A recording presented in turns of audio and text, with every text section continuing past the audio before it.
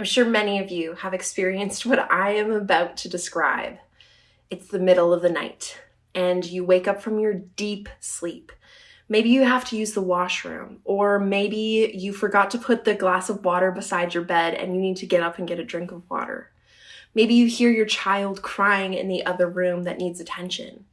So you get up out of bed, but instead of turning on the light and making it easy for you to get to where you need to go, you decide that it's time to take a risk and leave the light off, basically so that you don't have to feel the light that can sometimes feel really abrasive when you're still trying to just get up from your sleep.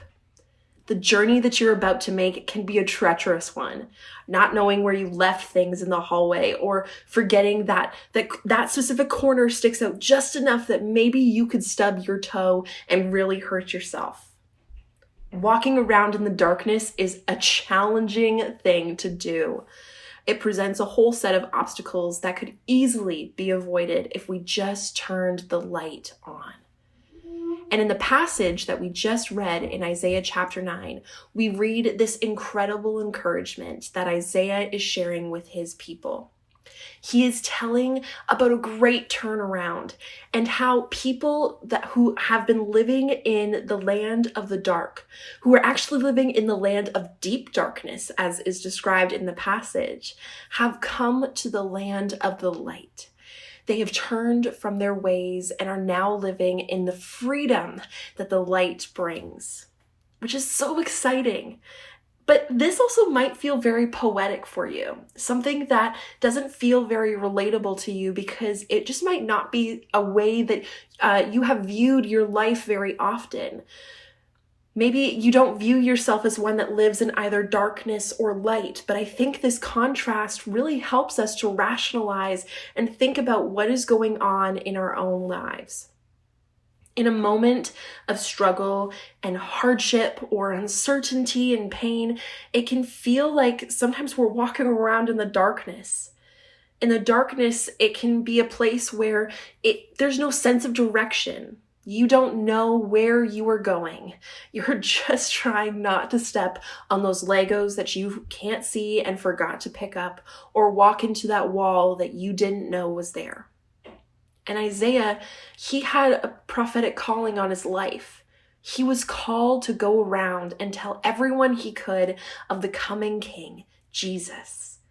He was called to tell people of God's authority, how his sovereignty is one that we can put our trust in. And in this specific passage, we see this as he describes how God and the coming king that he is describing in this passage is one that will lead us out of a place of darkness, out of the land of deep darkness, and into one that is full of light and life. This land of the light is one we can rejoice in. It's one where victory can be found over the oppressors in our lives and in their lives. Jerusalem's enemies, the people he's describing or talking about too, their enemies can be quite physical. Their enemies were in neighboring towns and cities. And now for most of us, this won't necessarily be our biggest enemies. Our enemies today feel much more personal. Oftentimes, our enemies are far more internal. We face enemies of mental health, enemies of isolation, enemies of insecurities, just to name a few. And I know from personal experience, and also through countless conversations with other people, that sometimes the enemies that I just described can make you feel like you are living in the land of the dark. A land where hope feels completely lost and that there's no direction to get out. But what Isaiah is beginning to describe in this short passage is the coming of a savior who is actually meant to go to battle against those things for us.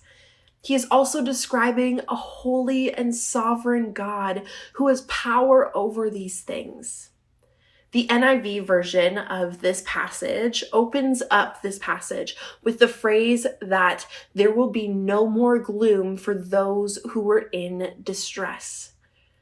Now, I also really like the way that the NLT version of the Bible opens up this passage. It says that the time of darkness and despair will not go on forever. The land of darkness does not go on forever. What a great promise. There is a way out. With Jesus, there is hope and direction to make our way to the land of the light.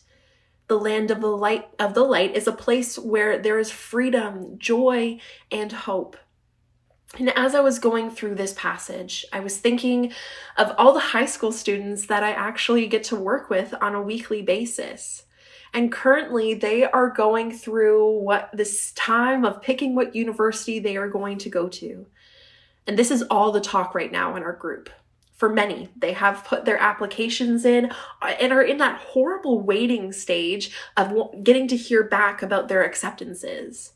For others, they aren't even at that age yet to apply, but it has become something that consumes every single thought of theirs.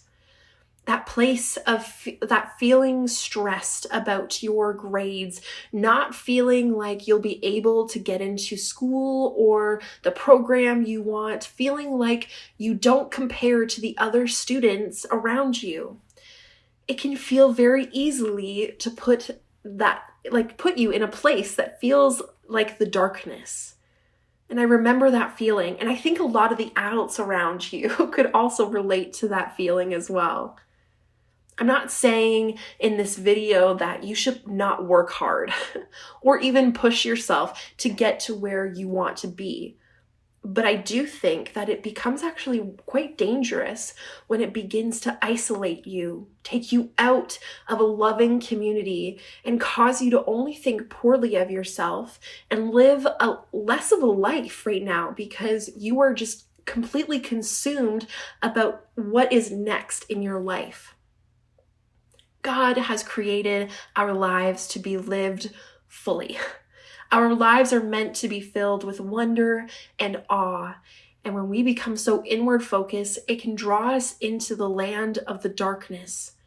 God has given each one of us the ability to live life in the land of the light, a place where there is victory and freedom. And all too often, we actually choose to ignore it because it feels like we have to live in the land of the dark.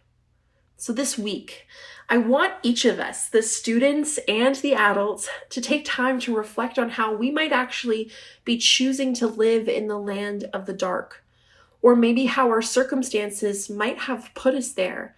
Naming it is incredibly important and a great first step.